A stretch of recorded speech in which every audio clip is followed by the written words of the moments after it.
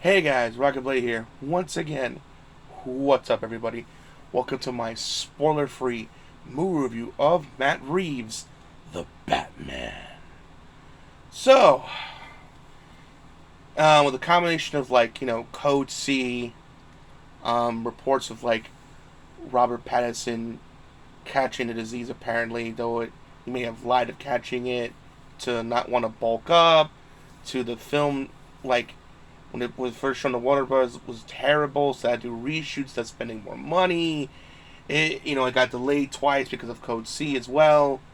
Besides the rumors, Robert Pattinson catching Code C and faking it, and it was terrible. And of course, me and a lot of the internet was very worried hearing these things because I'm not the biggest fan of Robert Pattinson. I'm not gonna lie. So, where does it lie? The movie's finally out. I finally saw it with my family on Thursday night, in case you're wondering. Was it good? Was it great? Is it bad? Is it mediocre? Where does it land? Let me say this. Is it the best thing ever, which a lot of people saying it is? No, it's not. I know people are gonna be upset to hear that. It's not the greatest Batman movie ever. It's not. However, is it the worst thing ever? Far from that as well. Far from it. It's way better than Batman and Robin, Batman Forever. Hell, I even say it's better than Batman Begins. Not as good as Dark Knight or Dark Knight Returns or the Michael Keaton's first Batman or Batman Returns. I also mentioned before Christopher Nolan's Dark Knight Returns. It's not better than those movies, but I have to say, The Batman was a pretty damn good movie, without a doubt. Let's get to the cast. I love the actress who played Catwoman. She did a phenomenal job. I love the chemistry between her and Batman. Beautiful, just beautiful. It feels very natural. I love it. Also, Commissioner Gordon plays a big role in this movie. And I like the actor who played Commissioner Gordon. He just killed it. And again, I love the chemistry with. He plays a big part in the movie with Batman. I love their chemistry there as well.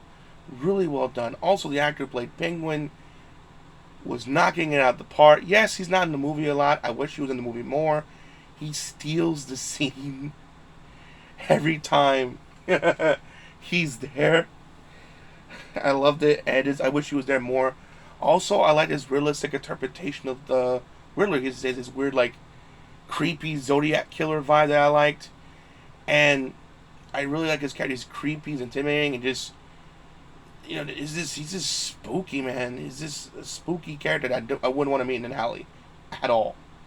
And Alfred was great as well. Again, like with the actor who played Penguin, wasn't there a lot as I would like, but still, the time he was there, he did good. But how is Robert Pattinson? Where is he lies with Batman? Batman wise, he's really damn good. I like his voice. He doesn't do this over the top voice that Christian Bale Batman does. Even though I like Christian Bale's Batman, the voice he does is way over the top and ridiculous.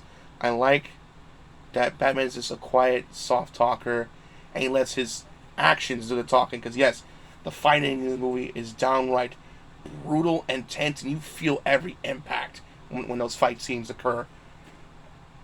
A lot of people are not gonna be liking his Bruce Wayne, but I liked it because it was very different from what the Bruce Waynes we normally see. Because normally we get to see the Bruce Waynes, that's a playboy, and he lives, he's like living the high life in one moment, being in dark and brooding the next. And other people say, oh, it's easy to find a connection between the two. I disagree, because in the fact that you hardly ever see him, and even then, he's just trying to find his place in the world. He doesn't know who he is, and in terms of being the symbol of Batman, what he's trying to accomplish.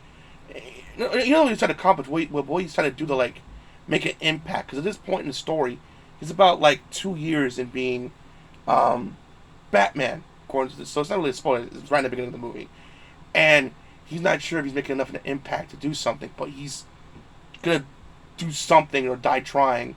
And he's trying his best to like change because Gotham is corrupt. And another thing I gotta say, the Gotham scenes looks amazing. It looks dirty and grimy, but also very lived in. Like in this recent, like in Mandalorian, like in the movie, like the Mandalorian show and the Boba Fett show, some of the places they visited feels very lived in. It feels dirty and, or like kind of like Rogue One is another example of like the how in the Stormtrooper you see like the scuffs and like the wear and tear and like the weapons and armor and the way the people react and how they dress and the buildings look worn down. It feels lived in. Same thing with the Batman. Everything feels lived in. Like it feels like a real place. It has that mixture of like New York and Chicago with a gothic feel mashed together, and it's really well done. Also, I'll say a lot in my movie reviews. The music score is probably one of the best music scores I have heard. I right up there with like BVS, Man of Steel, and Zack Snyder's Justice League in terms of like great musical scores. It is really, really damn good. The music composer did an incredible job. I know it's not Hans. I'm thinking that I don't know his last name, but I know it starts with Michael. Michael did an incredible job music wise. And again, going back to Robert Pattinson, he's kind of to himself. He's just trying to like find himself. Because people say, oh, well, Christian Bale, when Batman Begins, he was a beginner as well. True, but Christian Bale was Batman Begins. I know it's an old movie, kind of mild spoilers, but he was in Gotham away for a while before he came back into Gotham to become the Batman we know. He kind of found himself. He was still finding himself, but at least he knows who he was for the most part. Where this version of Batman was trying to find himself, and I like that. Some people don't know who they are or what they're trying to accomplish or how if the things they're currently on the path on is the right path and what they're doing is right. So I like that. It's a different interpretation of the Bruce Wayne character and the Batman character as well. Also, I like the fact that though people say, oh, Batman didn't know detective work in his movies. True, except the Dark Knight. Dark Knight, there was some detective work. This one is very detective heavy.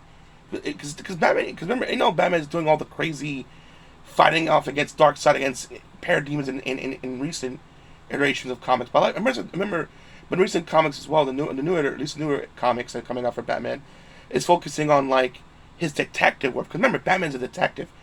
Because the main plot of it, we know that the Riddler's doing this stuff. I mean, it's obvious. But what we're trying to figure out is why is Riddler doing this? Why is he trying? What was he trying to get across? What is he trying to accomplish? And I love the technology. I don't want to spoil the technology he does, but it's smart, imaginative, and creative, and even the gadgets he uses, though very little, feels realistic and it feels very grounded. It has that Christopher Nolan feel into it. Like it feels very grounded and real, like stuff that you would probably see in a real life setting, but it's modified for the Batman, but in a realistic way, if that makes sense. And even the Batmobile is realistic looking. This is basically just a muscle car with a big engine. I love the Batmobile, by the way. Dope as hell. Amazing looking. I love it. And though funny enough, one reviewer, I'm not gonna say his name, said the fight scenes in the Batman wasn't the greatest. It was bad. I disagree. The Batman, yes, it's not mind-blowingly good like the epic warehouse scene in BVS. No. But to say that it's bad, far from it. It was good. It was damn good, in fact, but it wasn't epic though. I did want more fight scenes. The fight scenes there was really good, well choreographed. However, you want to see a Batman movie with bad fight choreograph? Go watch Batman Begins. Even though, again, I like Christian Bale's Batman and Bruce Wayne. I liked the story and how it was written and the characters and everyone, and everything. But fight choreography wise was awful. He's just funny. The reviewers just funny. The beginning of the fight scene, the beginning fight scene was great. Everything else was garbage. To me, it's the same thing with Batman Begins. When he's training with the League of Shadows and stuff, that was really great. But I felt like they hired a different fight choreographer, and the rest of the scene, since when he became Batman, was awful, just god awful. But despite all that, it's just really well done. I like the noir themes. of a lot of detective work in the Batman movie. It is just so well written, man. It's a damn good movie. It's not the greatest Batman movie ever, but it's not the worst. I really enjoyed my time with it. I definitely want to go see it again, like I mentioned before. I believe. No, I didn't.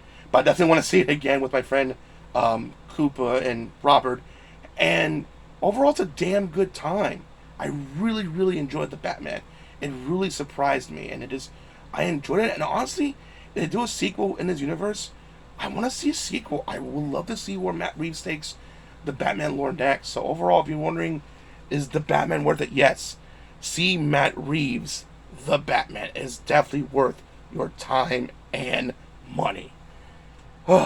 So, tell me your thoughts in the comment section below. Do you agree? Do you disagree? I definitely want to hear your guys' thoughts on the matter. What's your favorite Batman movie, and what's your least favorite Batman movie? And what's your thoughts on this film? Please keep it spoiler free. I love to hear your guys' thoughts in the comment section below. And as always, please make sure to rate, comment, and subscribe to those Rockingtheblade. Signing out. Hope to see you guys again. Real soon. Peace out. Have a great day.